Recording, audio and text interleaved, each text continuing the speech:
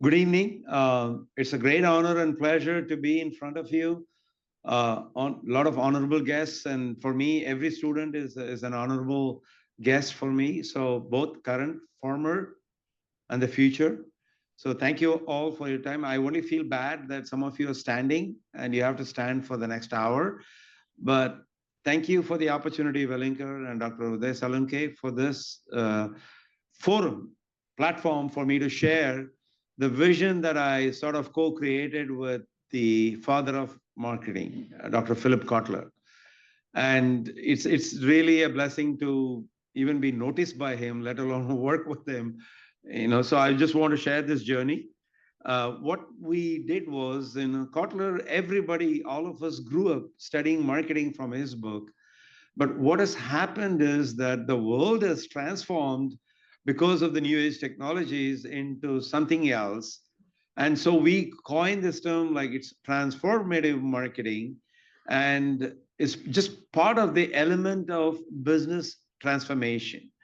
So if you look at what it is, so he couldn't be here. So I'm delivering our co-created content on his behalf here. And the whole focus of today's talk, although I planned for 1 hour, 15 minutes, but I think we'll have to plan for a little shorter time. But I want to give you a feel for what business transformation is. And if we do not follow the train, get into the train, we'll be left behind in terms of who we are. We lose our identity. And what are these new age technologies? And we identify them as 8 in this book, which we release, Transformative Marketing. And what we want to do is for one of the audience members here, maybe lucky draw, something happens, one of you will get to walk away with this book. Rest of you will have to buy. So this is what it is. In this, we cover 8 new age technologies, and that's what is featured here. But by the time we are done with this book, what has happened? There are 2 more that we have added to our portfolio of research. The 9th one is agentic AI, and I'll end the presentation with a nice video of what is agentic AI, and then quantum computing. And Google CEO Sundar Pichai just said yesterday that it'll be 2031 by the time quantum computing will dominate the business. But I'm not that pessimistic. I think it'll start sooner, but you should be the change agents for that. So to be on the same page, if you look at what these 8 new age technologies mean to us, most of you know what it is. What is AI, what is Gen AI, and so on. Just to give you a flavor for AI, Gen AI, and agentic AI, just to give you, AI is like any processes that we create, we train the machine to repeat that process in a more efficient manner. Okay, faster, and it can not only faster is in terms of computation, but in terms of complexity and broader capability. 1,000 variables in a model, you have a lot of interactions, human versus machine. It'll do it once you train it. Great, all kinds of models, linear and nonlinear. Gen AI goes one step further in saying that, okay, we can do everything AI does, but we can also plan for some contingencies where we have been exposed to, and also do some prediction. But agentic AI is very different. It's not only AI, Gen AI, but agentic AI is something like the analogy I gave to Mr. Rohit Bansal in the morning is that you have some lunar landing or Mars lander, you're just dropping in Mars. How do you train that? How does it know how to navigate the terrain? You can't teach that. You cannot teach the machine every part of the terrain. Maybe there is dampness, maybe there is less gravity. How do you simulate that? It's not possible. But can you create a tool that self-learns, self-corrects, and then gets up and walks? It's like a baby. getting, at 2 years or like 8 months, 10 months, 11 months, it starts standing up and then maybe start slowly moving steps and walking by one and a half, but it'll get up and fall, get up and fall. And that is what agentic AI is. You cannot train agentic AI. You create the intelligence and imagine the capability of that. So the business transformation that we are talking about comes through 5 areas, because those are the 5 areas we have to manage. And those 5 areas are: one is transformative operations, second is marketing, third is branding, fourth is strategy, and the fifth is leadership. Okay, you need all these five to understand it. So I'm just going to give you a teaser of what is transformative operations. If you look at all this digital transformation that we keep talking about, the key questions are: what is happening in the operations spectrum? Why there is a change? How is it affecting? And why is this transformation or understanding this so important?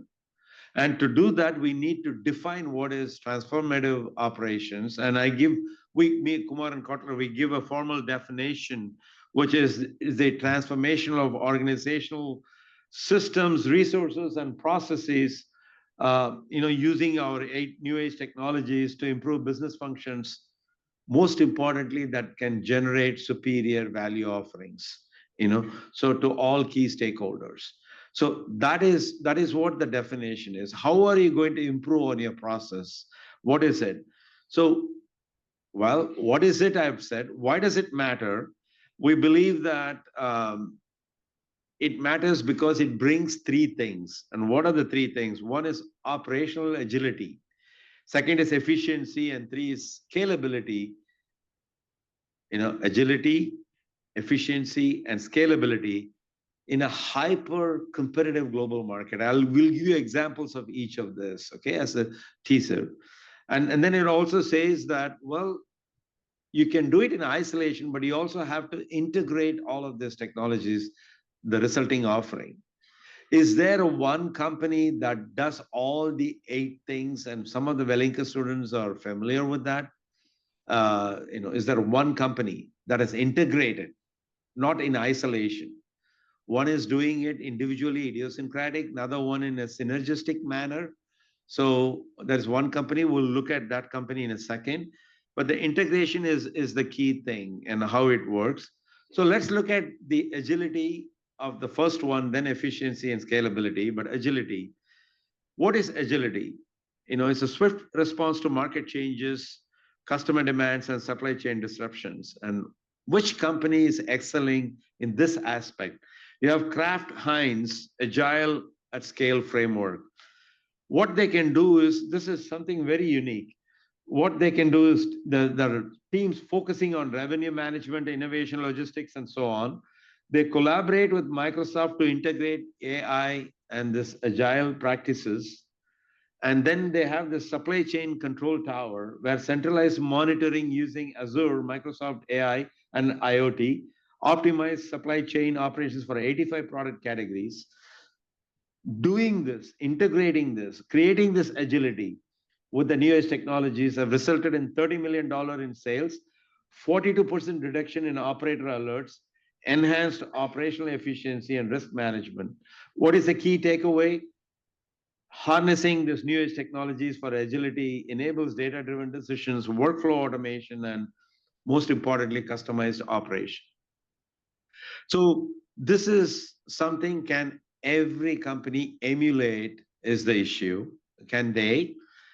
If you look at efficiency, this is even above par. JetBlue, they use carefully curated chatbots, and what all it can do. Average chat duration between an call center operator and the customer has been reduced by 280 seconds, 60 seconds, almost 5 minutes.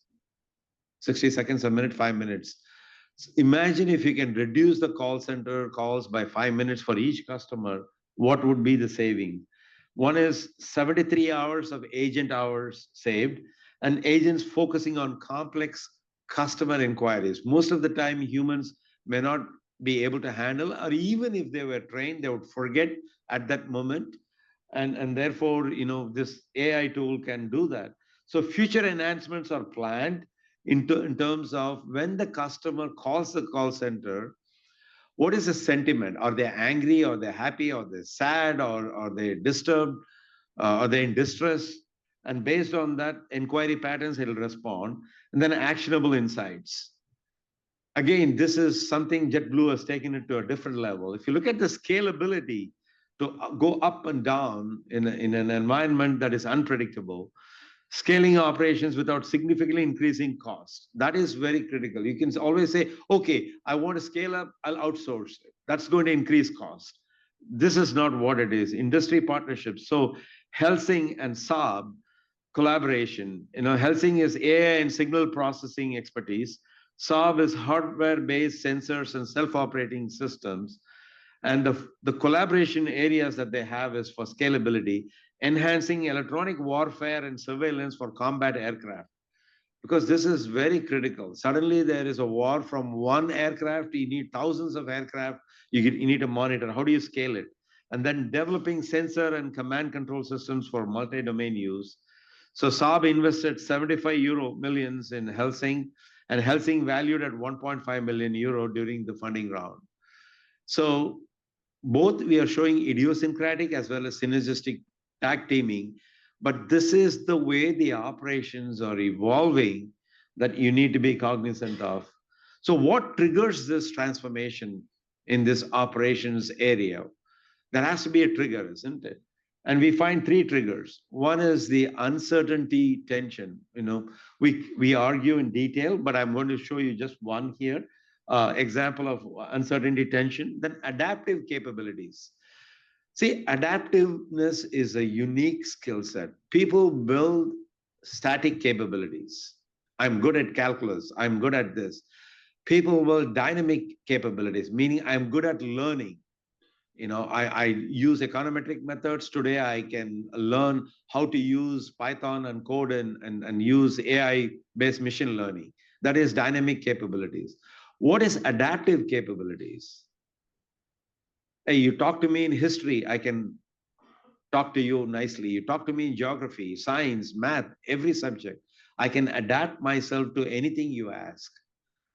It is complex, multitasking, and that is what is triggering that there is a need today to build this adaptive capabilities, not knowing what the environment is going to be. And the third one is the operational elasticity. That is, can you just go up and down? In terms of elastic, suppose it costs more, how do you manage the cost and still produce more? So what kind of leverage you have for that? So let's discuss in detail one of them, uncertainty tension, where here the proponent's view is that it enhances, efficiency, productivity, and innovation. And where all that you see the AI, robotics, IoT, and blockchain, that's where you see most of the applications.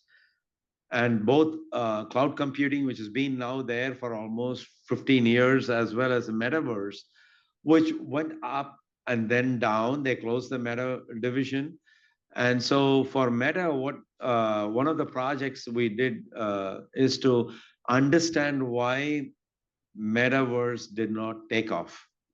So many have done studies to show that what firms uh, have done and failed to do.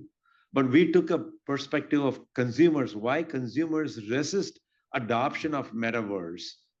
And you'll find reasons that are unbelievable. Topmost reason being bullied in the metaverse, in the participation in any of those, the avatars. So how do we even resolve this? And there are ways now we offer a solution to that.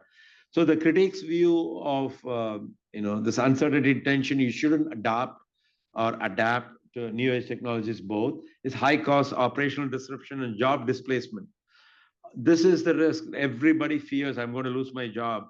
And then we had cyber security threats and ethical concerns. And AA bias is there. And I think we spoke one of these talks earlier that about If you use AI to screen resumes, it'll look at what kind of resumes were screened in the past, and if there was a gender bias created in the past, meaning more men are engineers, so more engineers were favored in this job. So naturally, you end up screening more men CV, but that is wrong. And so how do we correct that bias? And those are the uncertainty tension you have. And so therefore you need to conduct, always every adoption has got the biggest crisis that last year AI faced is not able to demonstrate the ROI of adopting AI. So, and why? Because you need to train the workforce. How can you train? Suddenly it says that everybody in the household need to learn math. Is that possible? It's not possible. I go to my household, I tell my wife that you need to learn math, she'll throw me out of the house because she is so advanced in English literature that she will then challenge me. You need to learn English. So that is what it is. We all have unique skill sets. So how do you go to a company and say that you need to be trained in AI, understanding this, either how it works or why it works or how to make it work? So that's where you see. And then how do these triggers occur? You have this idiosyncratic shifts that you deploy one of these tools by itself, then what can it change? It addresses specific challenge. Examples are De Beers. They use blockchain for ethical diamond sourcing. This is very important, whether they are blood diamonds or not, or you use sweat labor or not.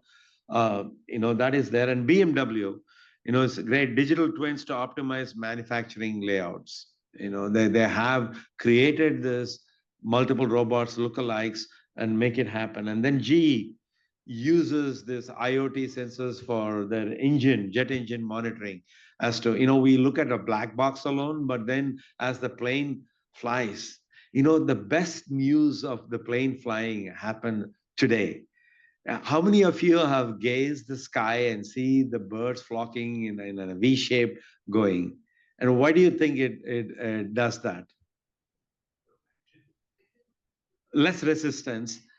But did it take this many years for planes to learn? So Delta Airlines announced today that after doing testing with Airbus, we found that with the 3 kilometer lag, if the second plane follows, it has got 6% less carbon emissions. So we are going to follow this V, which is called, follow. That is like FELO is the name for that. They're going to implement this so that you're going to now see for point A to point B, 80% of the distance, at least 70, 80, 90% of the distance, one plane following the other and the other and the other. It's going to go like that, but a safe distance, 3 kilometers. So they put these sensors to detect each of this. You can also use multiple technologies here, and that leads to greater operational transformation. Examples are Adidas using clearly here generative AI plus metaverse for virtual sneaker design and marketing, and John Deere using drones and IoT for precision crop monitoring, and Amazon using just 3, but we are going to show you all 8 that they use IoT robotics for faster order fulfillment. And where are these triggers helping? Where do these triggers occur? 4 key areas. One is the foundational shifts in organization, where they're redefining the business models. One of the biggest disruption that occurred during COVID is that rather than distributing the products through the intermediaries, many companies, including our family-owned business, Epigamia, shifted to direct to commerce, direct to consumers, direct commerce, direct to consumers. So that is now pretty much a large chunk of the business. So you have foundational shift, and how we were able to do it is with the use of new age technologies and strategy, design, execution, and optimization that you see, and then unified ecosystem creation, and then pioneering operations management solution. So if you look at global supply chain disruption, so how do we deal with this supply chain disruption? One of the best ways to deal with that is whether you should have had it as an omnishore rather than like offshoring or reshoring omnishore, where you have multiple places to manufacture that. And for that, you need to build these capabilities, whether you can have robot enabled factories and AI enabled intelligence. That's what is happening. Although now with the tariffs coming in, most of it, like all this omni-shore and offshore, is going to go away. It's going to be reshoring only, till the tariffs are there. So that's what and if you look at the challenges in adoption, this is something you need to know, because this is where, as educational institution, we need to train the students here, the leaders, future leaders, and the workplace, shifts in culture and workplace dynamics. We have this return to work now, and most of the time we see here that what is happening, uh, they are not able to interact. They're gone to work, and still they are putting their face down, and all those camaraderie and the collaborative thing is gone. So shift in culture has to come back to there, and concerns regarding data security and privacy, complexities with interoperability and integration. So we discuss in this article and this topic how to do this. The second area is where the business transformation is occurring is in marketing. I'm just giving you a teaser here, and also leave few minutes at the end for your questions. But the depth of this transformative marketing is in this book. How deep we go into this. Just a teaser here as to what is transformative marketing. Again, how marketing can produce personalized and customized offerings and immersive experiences, which is to engage customers with super value perception. Like, value alignment is there. You want to elevate the value offering to a level that is unmatched over competition in exchange for profits for the firm, and above all, benefits to all stakeholders. Here is where the triple bottom line also comes. People, purpose, planet, and everything. So if you look at the key objectives of transformative marketing, there are 5 areas where this marketing is going to be beneficial. This transformative marketing is going to be beneficial. One is enhancing customer engagement. Two, improves personalization and predictive marketing. And three, drives innovation in marketing strategies, optimizes marketing efficiency, and sustains competitive advantage. I'll give you a specific example for each one of them using one of the new age technologies. Okay, so if you look at how did we get there?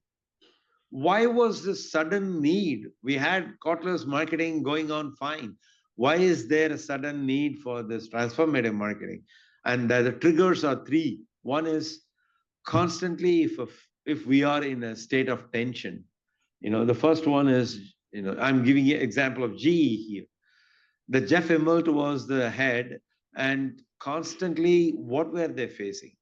As simple as, should we use net promoter score? Many of you would have heard this net promoter score. And it is the lousiest metric nobody should use. And why? Because it doesn't relate to any outcome measure. It stands by itself. It's an aggregate measure, and it doesn't help in anything. Although it was promoted, Jeff Immelt used it to evaluate all business units of GE for many years. And that same time, I was training the leadership growth teams of GE, telling them didn't work. And unfortunately, I know it's being recorded, but he went into the history of one CEO. When he took over, the stock price was $36. When he left, it was $3. Was it value creation or value destruction? And that's where state of tension, you always face at crossroads. How do you make the right decision? Did he have the transformative leadership skills? And if we have to conclude, absolutely not. And so that's why you need to see this. We need to face this state of tension and make the right decision. So second is context independence. Like, every context is different. So when you create a solution and when you face disruption, are you creating the right decision? So you may not be able to do it by yourself. And that's why Apple CarPlay, if you see how many players came to offer that CarPlay, if you look at brings together service partners, GPS automakers, and stakeholders, insurance companies, and several apps to provide valuable offerings. So this is where now marketing is not done by one company with their own product. They have to integrate these technologies and come. And then all of this, we talk about AI hype. How long will be there? 20 years? That's where every major phenomenon has existed, has survived for 20 years. And will this be, maybe the life cycle will be shorter, because already we are talking about agentic AI and quantum computing. And when that happens, I wish I get that chip in my brain, quantum computing, then you would know instantly everything. You will be a walking encyclopedia of knowing everything. And that's what it is. So how does it work? This transformative marketing value proposition, if you look, hyper personalization. Today researchers are doing, I'm borrowing from my co-author. This research is not mine, but this co-author is done a study where, in streaming platforms, you can make a recommendation. How do Netflix make, how does the Netflix recommendation work? It says that based on what you watch Steven Seagal's 5 movies, it'll automatically say the sixth one. Or if you watch Steven Seagal, Sylvester Stallone, and Jean-Claude Van Damme, then it'll tell you somebody else, maybe Tom Cruise, action movie. So it'll try to relate all of those. But then I'm sitting here in a depressed mood. Is that the right thing to watch? Just because I watched when I go to Netflix, them saying that watch another action movie. Come on, I'm depressed. I want to get better. So in the hyper personalized world today, Netflix can generate the capabilities to look at your mood, which time of the day, which day of the week, with who all you're watching, and what you watched in the past, and come up with a better recommendation. So and there is a negative side to this too, which is based on whatever they are offering. They're thinking that you watch Steven Seagal, the sixth one you're offering, it's narrowing down the options. As a result, people are getting frustrated and leaving the platform. Either if you give too many choices, but not giving any recommendation, or you think you give the right choice, there is a problem. There has to be a moderation, and that's where hyper personalization comes. The moderation based on the environment you are in, the parameters we discussed, enhances ROI and customer loyalty and efficiency targets. So ROI is something, we discuss whether you should maximize ROI or profitability. In some contexts, ROI, in some contexts, profitability. But when it comes to customer-centric approach, it's always maximizing profitability. First, and then build loyalty among them, and then bridges the gap between physical and digital world. There is no more boundary here. You can order online, pick up in store, vice versa. You can go to store and order, and they'll deliver it at home. It's what it is. So how is it possible? So let's take one new age technologies, generative AI, and look at these 5 applications which are the companies doing it. So if you look at understanding customer needs, that was one of the 5 things that benefits of transformative marketing. Amazon uses GAI to make easy for customers to assess. This is very important, product review. So many reviews are fake reviews. So now if we have a tool that we have created to identify fake versus real, so Amazon, what they will do, they'll screen out and put only the real reviews, so that whatever you see there is verified reviews. And Gen AI will do that. No human being has to sit and verify. You have this. And then revisiting firms' capabilities. Here, Levi Strauss, generative AI usage helps special teams communicate effectively. What they do there is no other company does it, in terms of what is the customer buying, what are they saying. Everything is immediately transmitted to where the factory is and what style they're asking. immediately they keep building it in real time. And then Uber Freight, GA supports transportation teams with very granular details to the most complex, where there is a traffic jam, where there is a load coming up, who has to be deployed, everything done in real time is their Uber Freight. And then Amazon uses, so I want to sell, suppose a new product I have. So Epigami, I want to sell it on Amazon. So what all I need to put out there, you don't need to, because you just feed the product information as a paragraph. It'll take from that and put it in different buckets. Immediately it'll launch it. So they have that Gen AI tool that you don't have to do any work. And then if you look at the last one in terms of designing digital strategies, Cadbury's created this 130,000 social media posts and ads to suit specific local stores. It can do in India multiple languages, multiple actors can uh, uh, be the face of this ad, can be shot, no need to. So you will see Shah Rukh Khan in speaking in Tamil and in Telugu and every other language. So that is what Gen AI has done with Cadbury's ad. So where are we? Why do we need now? We had this discussion earlier today in the board meeting. Ad agencies. Do we need ad agencies anymore if we have this being created? What do we need to learn as students now? How to code or how to use this to make our life better, our job better, our business better. And so that's what we need to know. Really, we need to know what are the tools existing and how to deploy them. And the computer scientists will be there to code. Is there one company that does it all? And here you have Amazon. AI engages the moment you interact with Amazon app.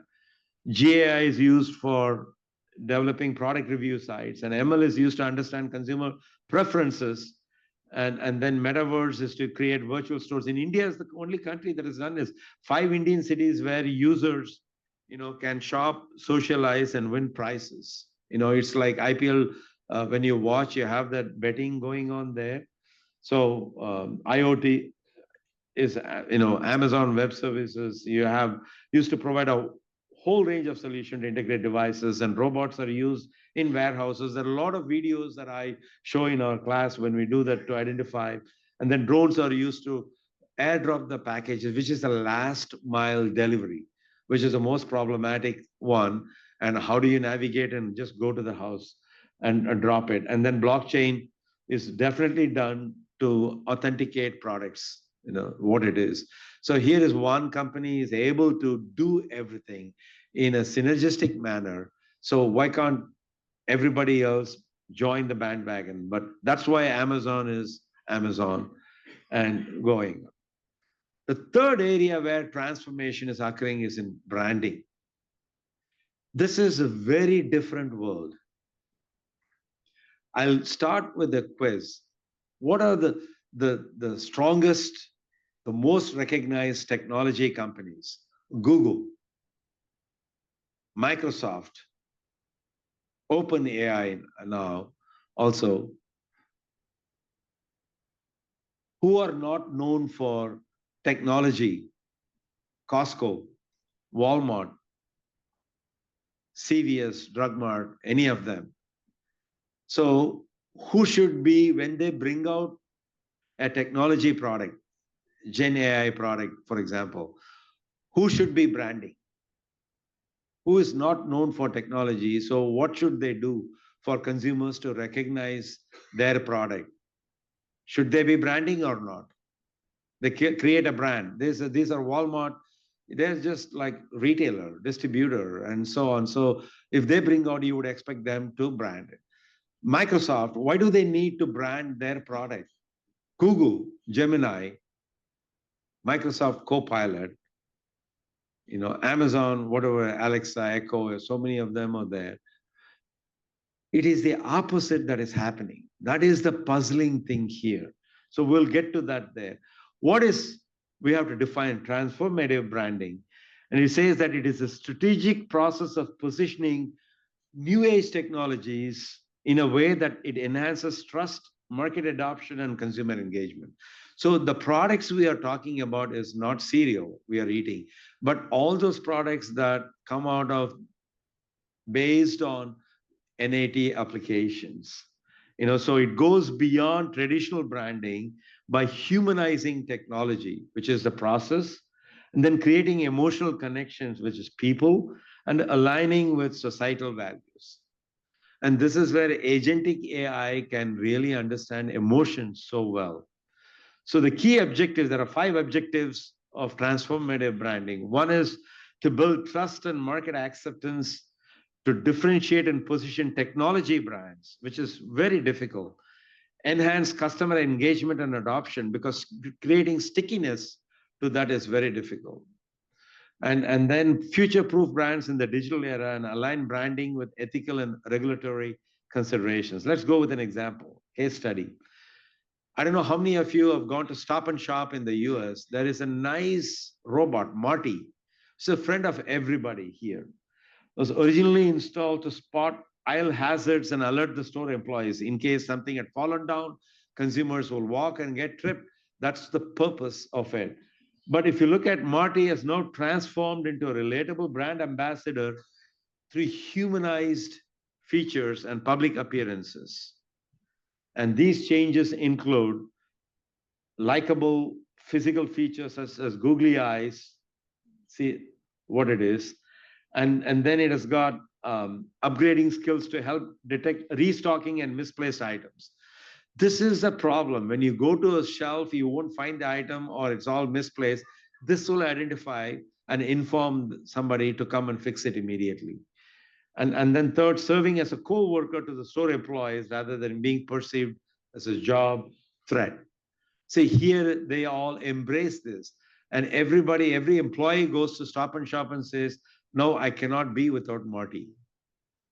So that is where you have this humanizing and working with, which we call AI plus artificial intelligence plus human intelligence is called augmented intelligence. And we are in this world of augmented intelligence. And if you look at what are these new age technology based products, you have the product, the four P's that Kotler talks about. McCarthy was the first one: place, price, and promotion. So let's take some examples of each where product is now not toothpaste, but new age technology based product. And what do you do with that? So in the context of the new NAT's product term includes software solutions, digital platforms, AI powered services, or cutting edge hardware. Okay, so the software solution, let's take the first one, ranges from productivity tools to entertainment platforms. You have GeoStar, Hotstar platform. You can pretty much do everything. You have Amazon, you can trade anything.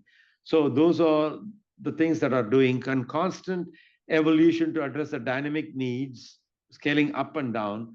So when ChatGPT was launched, it was branded as what? An accessible AI language model. I'm going to show one more here, user-friendly AI solution. Has anybody tried what was released very recently, Chat GPT 4.0? Any hand here, 4.0? You're the only one who's tried 4.0. 4.0 kills DALI, everything hands down. If you have not tried Chat GPT 4 and then small o next to the 4, that's the brand. It's phenomenal. I have actually used it and I have the demonstration, but I don't have the time today to show that. But it is killed suddenly. DALI is the one I used to use to create, like in the transformative marketing book cover. I used that to create. It looked fantastic. I gave it to the publisher. He threw it out saying that we are Paul Gray, Macmillan, and Springer. We need to look like this. And now the book is selling or not, I have no clue.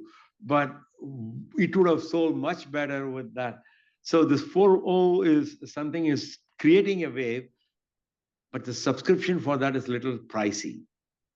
2,000 rupees a month or something that they are charging now for using that, but it's phenomenal. Let's look at digital platforms, the second product that comes up.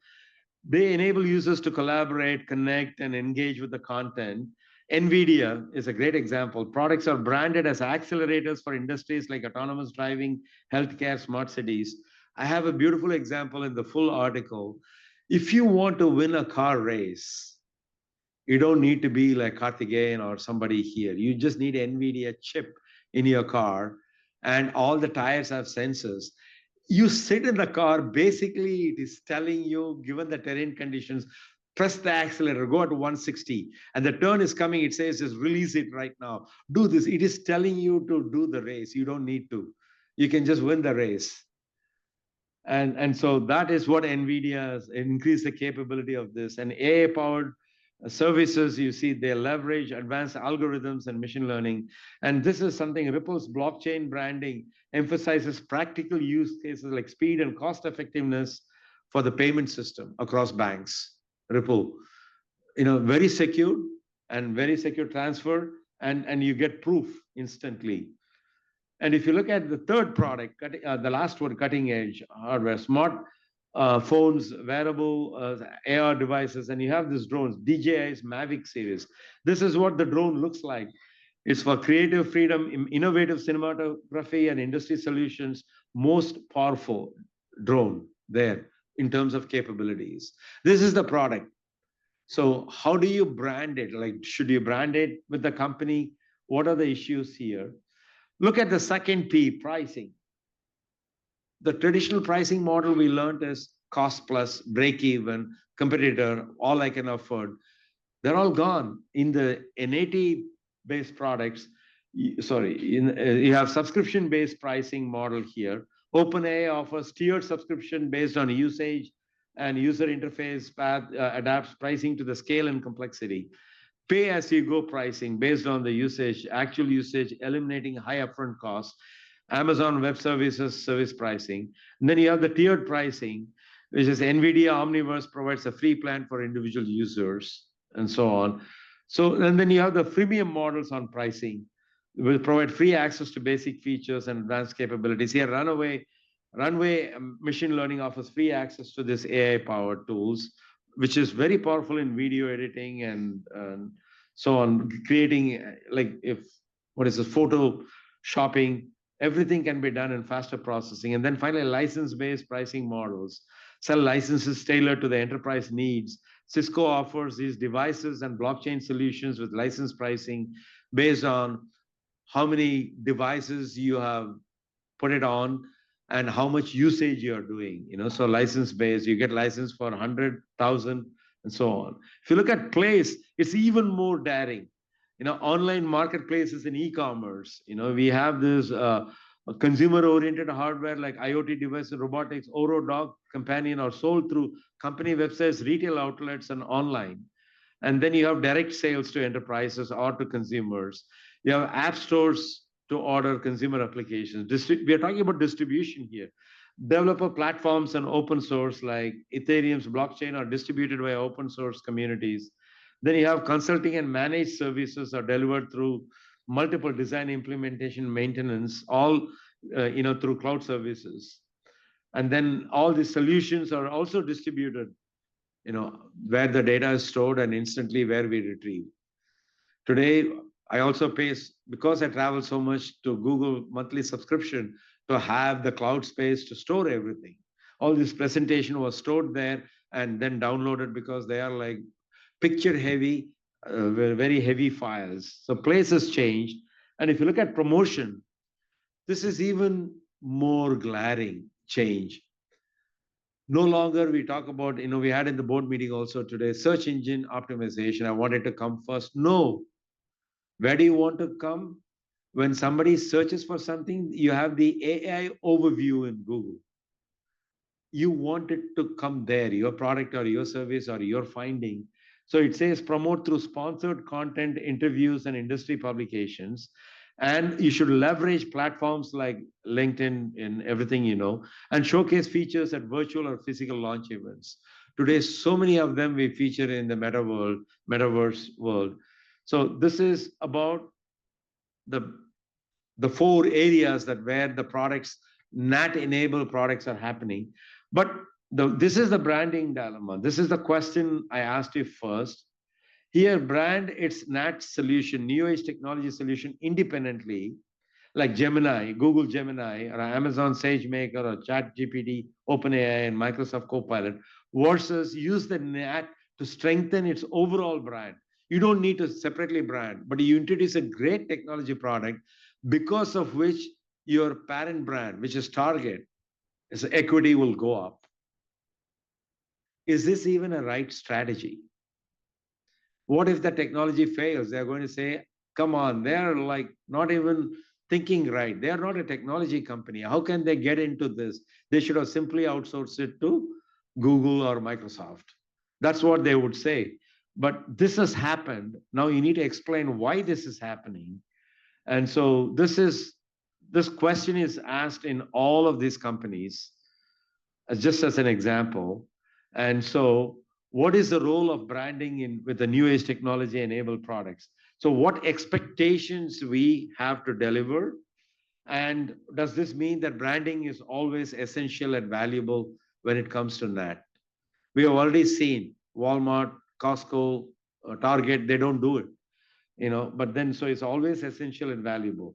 So, what expectations we have to meet whenever we introduce products which are NAT based. First is differentiated positioning. Boston Dynamics virality through their robot videos, and Tesla's self-driving. That's when they came, they clearly differentiated from everybody with that in a new age technology product, building trust and shaping perception. Microsoft's Azure Secure as well as Ripple for cross-border payment platform. They created the trust and they never gone back. Zoning in on the target audience. Clearly, SpaceX saw a gap there, really branded it as SpaceX, and now helping NASA in multiple ways. Similarly, Meta's image as the next big thing in blending the virtual and the real world. Now, you really don't know. When I play tennis in the court, I have a feeling. Now I go into the metaverse and play tennis. I feel like I'm playing with the same intensity. I'm not missing. Initially, it was funny, but now I'm not missing because, in fact, I'm playing better in the meta world because I'm bold, in terms of trying to hit the shot. So that is what metaverse has created. And then in terms of ensuring user adoption and acceptance, you have DJI Mavic drones, and Siri focuses on enhancing users' lives. The only problem with Siri is when I have the Apple phone and then if I say sorry, then also it gets activated, saying that what can I do for you? Then humanizing the technology. Pepper robot is like Marty. Pepper, an emotionally intelligent robot which will come and ask you a lot of nice questions. Why are you sad? Why are you happy? How can I make you, happy? All of those. And ChatGPT's focus on how AI can augment human creativity and problem solving. That they have done with 4.0 now. And then last, brand considerations aligning with customer values and being socially responsible. And here is where you have Google's AI is AI for everyone, and Tesla's connection saying self-driving and as well as reducing carbon emissions is the focus that you have. So what are the challenges, while branding?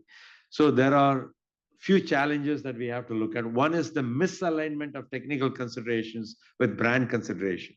This can happen with Target, Walmart, and Costco. Then you have navigating through growing pains because you need to perfect it. It'll be faulty. You have seen how many of Microsoft's Windows operating system has given us problems.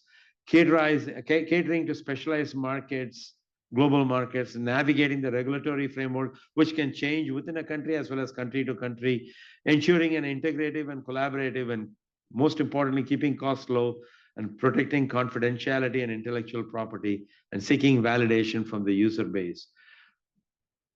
Risk management. And this is tough. We talk about a lot of risk, physical risk, emotional risk, financial risk. But this is also something with the branding. Risk management is a common thing for all, even normal product branding. But this first aid clearly tells us, what are the challenges branding has become now. So you need to relearn what is branding, and that's why we call it. So how does it work? And here is the value proposition. First of all, branding in new age technologies helps to simplify complex technologies, enhances brand loyalty and perception, growth and competitive advantage. And most importantly, branding helps to communicate what this product can do for you in an effective way. And that's what they say. Then consumers refer by that brand. So we can go through deeper thing in that article. And the last topic is transformative strategies. And here is where, if you look at what is transformative strategies, again, we define that it's an adaptive.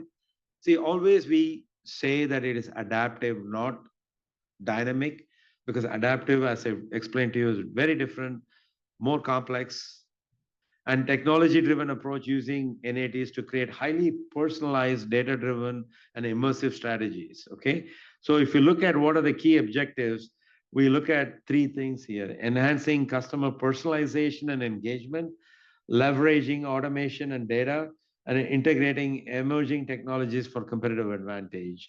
Of course, everybody expects growth and ROI from this, but it is able to deliver this faster and at a higher level. And so, what are the triggers? So, this transformative strategy triggers come from one common source, that is consumer intelligence.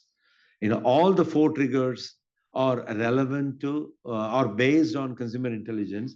The first one is generation of customer intelligence. You have to generate. It's now transformative strategy is a strategy where you are able to, through your deployment, generate consumer or customer intelligence.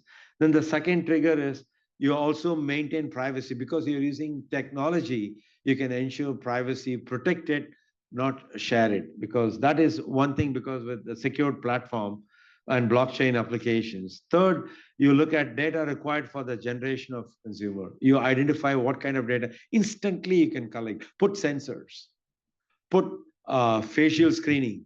You're happy, sad, everywhere. Now, in most of the US airports when we travel, the best part is we don't get, normally for the last 10 years, no boarding passes, but then you just show your face, it takes a picture, and they say, go in. So the facial recognition, so much consumer intelligence is there because of new age technologies. And then power is multiplicity of digital platforms and agile decision making, the ability to tailor experience. Even in a boarding pass, physically you can exchange. One person can take the boarding pass and go at the last mile delivery, the last mile entrance. At the last second, they take a picture of you and say it doesn't match, go away. So that is where we are seeing this evolution. So just to give you a comparison of shifting from standardization to personalization, where we were to where we are going. Historical approach was mass production, which you see everybody sitting there and doing. Now leveraging data analysis for personalized customer experience, tailored interactions, and customized recommendations. Then again, if you go to omni-channel integration, disconnected operations across physical stores, catalog sales, and online platforms. This is a major problem. They order physical, then online, and physical store doesn't carry it. By the time they go, it is gone. So how do you fix this lack of integration? And that's where now you have seamless, consistent customer experience across all touch points, which we call it as customer journey mapping. That is the terminology we use, customer journey mapping. And we are able to do this unified journeys, enabling customers to switch platforms without disruption. Then you have this historical approach for innovation. So incremental innovation, sit in the lab and do it. Today, pharmaceutical companies are the ones that have benefited most from these new age technologies. If you want a vaccine to be produced, no more 1 year, 2 years. In 3 weeks, 2 weeks, you will get a vaccine, because we have the Gen AI tool developing vaccines for us. And so this is where we are: agile, customer-driven innovation, faster feedback loops, and iterative product development, and using open innovation platforms. That is a significant innovation by itself. Like, whatever you upload it, everybody does research, they upload, collectively we gain. And then if you look at customer as a co-creator, you have the historical approach. Customers played a massive role in product creation and marketing, there, and limited influence over design and features. But now design itself is coming, in the design thinking approach, you involve customers. And then, Lego is a classic example, which is one of my favorite. Spend a lot of time, taking the kids to the store and seeing how they put pieces together, how they think. And that's where co-creation, creating a platform, Lego, for their customers and to co-create is just one. But we are talking about Dell, and Dell announced just today something massive new. They're looking for ideas, but I don't want to steal the thunder there. It'll take me time, but I'm going to show you another innovation for instead of that. So how about global market entry? How are these new age technologies helping with market entry? Examples on global market entry. Netflix, localized content. Why are they so successful in every country? Phenomenal. If you look at Amazon's most successful show, it is the Vortex 2, whatever language it is translated to. Phenomenal story. So, like that is something with the technology they are able to do it.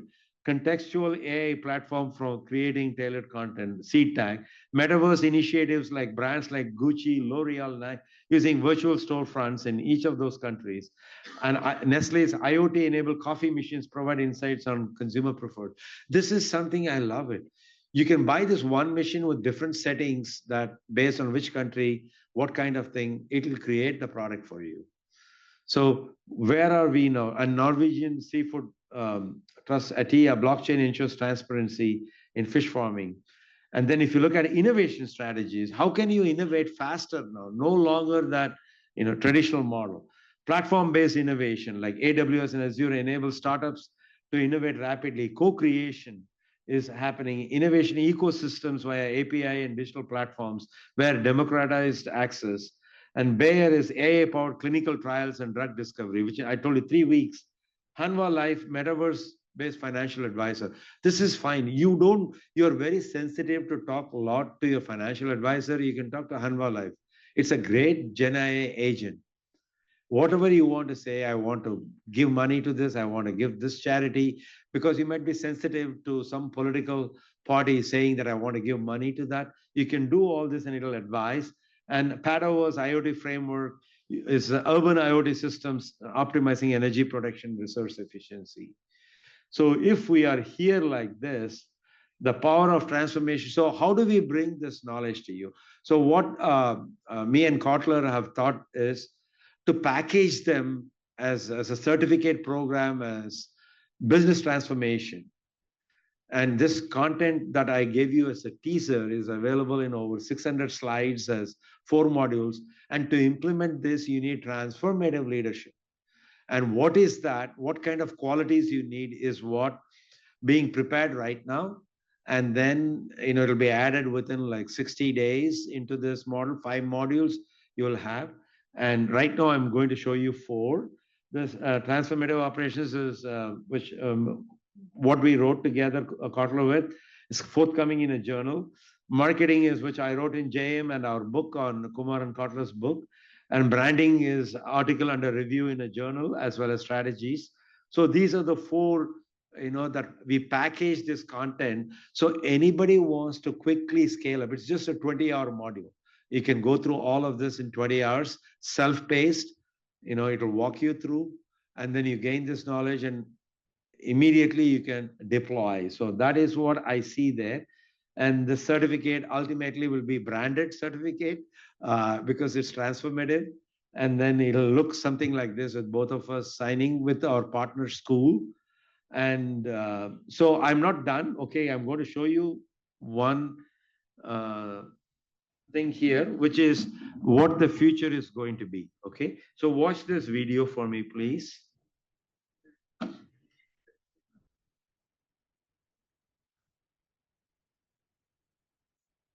But how about robots that think like dogs?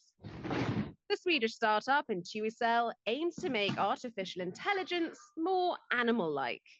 Their robot dog Luna is one of the first to use physical agentic AI.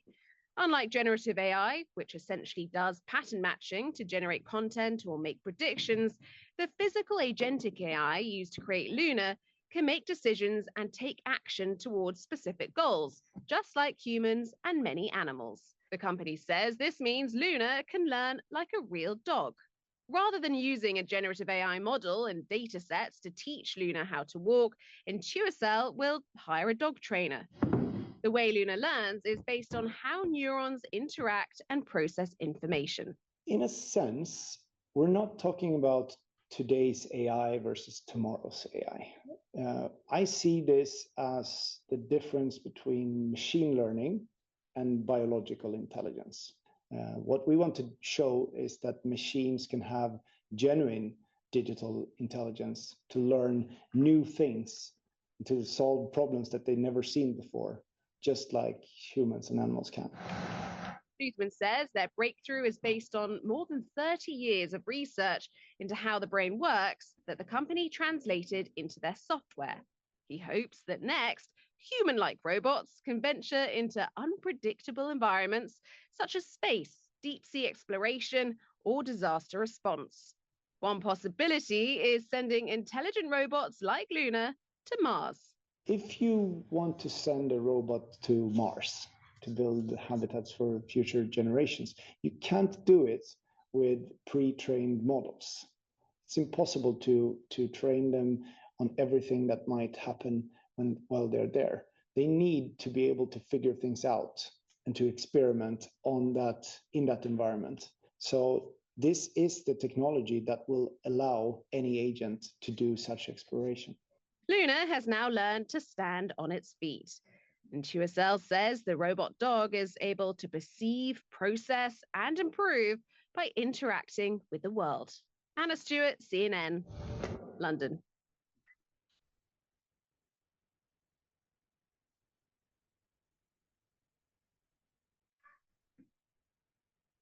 Thank you.